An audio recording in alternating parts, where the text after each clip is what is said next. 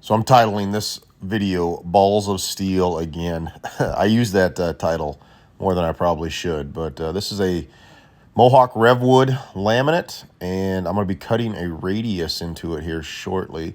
Right now I'm just showing you the design that I came up with. I like to use a string and a pencil to make my design, gets it real accurate.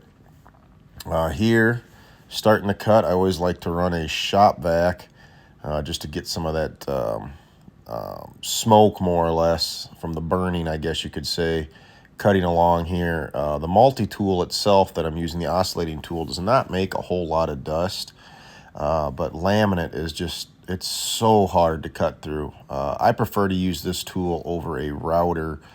It's way safer. The blade's not moving so quick. And we're going to be putting carpet up to this, so, you know, if you have some little imperfections, it's not a big deal. Here we go, all cut, looks good. We're going to be putting, again, carpet up to this. This is what the client wanted. This nice, I don't know what you want to call it, transition from the kitchen, dining room, and living room.